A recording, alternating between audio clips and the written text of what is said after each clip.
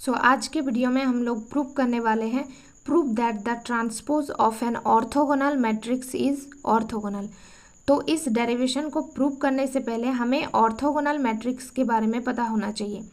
तो सबसे पहले हम ऑर्थोगोनल मैट्रिक्स का डेफिनेशन देखते हैं।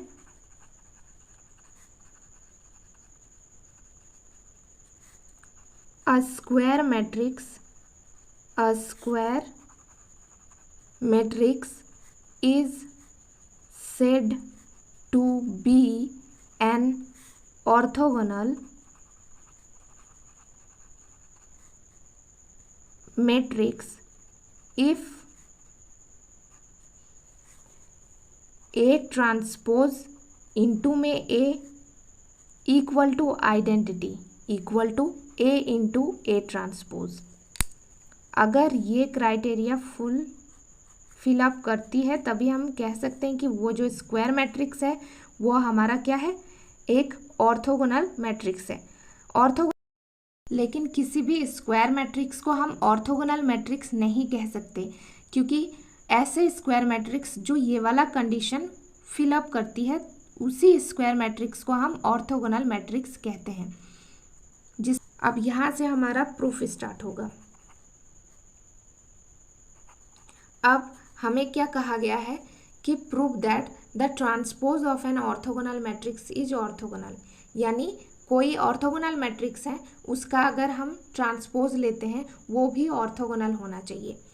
तो सबसे पहले प्रूफ के लिए हम सबसे पहले मानेंगे let A be an orthogonal matrix. हमने क्या किया, कोई ए मैट्रिक्स को ऑर्थोगोनल मैट्रिक्स लेट कर लिया, मान लिया, ठीक है।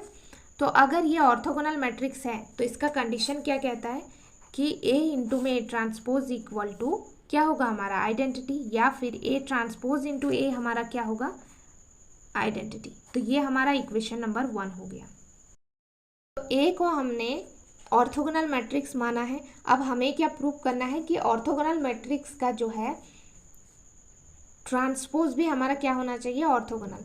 यानी तो हमें प्रूफ क्या करना है, to proof A transpose is an orthogonal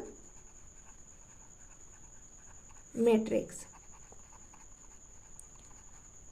अब इसको प्रूफ करने के लिए हम क्या करेंगे, ट्रांसपोज लेंगे, ट्रांसपोज ऑफ ए ट्रांसपोज। तो ए ट्रांसपोज का होल ट्रांसपोज। अब यहाँ पर आप इक्वल टू ए मत लिख दीजिए। ऐसा होता है कि ए ट्रांसपोज का ट्रांसपोज लेने से हमारा ए ही निकलता है, लेकिन ये हम लोग बाद में देखेंगे। तो यहाँ तक हो गया। उसके बाद हमें क्या करना है, इस कंडीशन को यहाँ पे अप्लाई करना है। तो हमें क्या करना है, ए ट्रांसपोज को ऑर्थोगोनल मैट्रिक्स प्रूव करना है। तो इसको सबसे पहले मल्टीप्लाई करना पड़ेगा इसके साथ।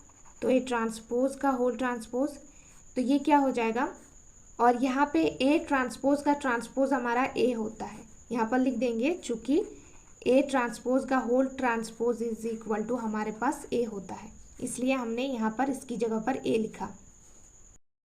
अब यहाँ पर आप देख सकते हैं A transpose into A transpose का whole transpose is equal to this.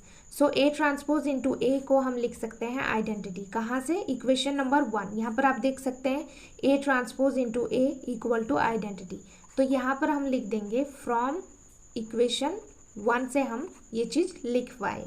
इसके यानी हमारे पास A transpose into A transpose का whole transpose is equal to identity आया। ये हमारा इक्वेशन नंबर 2 हो गया। इसे हमने क्या किया, इक्वेशन नंबर 2 दे दिया।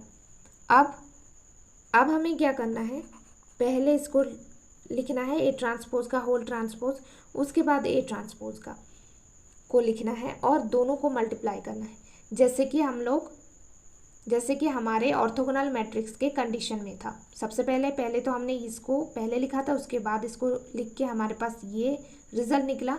अब हमें सबसे पहले इसको यहाँ पे लिखना होगा और उसके बाद इसे यहाँ पर लिखना होगा। तो यहाँ पे ए ट्रांसपोज का whole transpose is equal to, हमें पता है ए होता है। अब इसके इक्वल हम आइडेंटिटी लिख सकते हैं, ये कहाँ से, इक्वेशन नंबर 1 से, ठीक है। यहाँ पर लिख देंगे यूजिंग इक्वेशन 1। सो हमें मिला ए ट्रांसपोज का whole transpose dot A transpose is equal to identity. ये हमारा इक्वेशन नंबर 3 हो गया। अब फ्रॉम लिखेंगे equations 2 and 3 we got what we got, A transpose into में A ट्रांसपोज का whole transpose is equal to identity equal to A transpose का whole transpose into A transpose.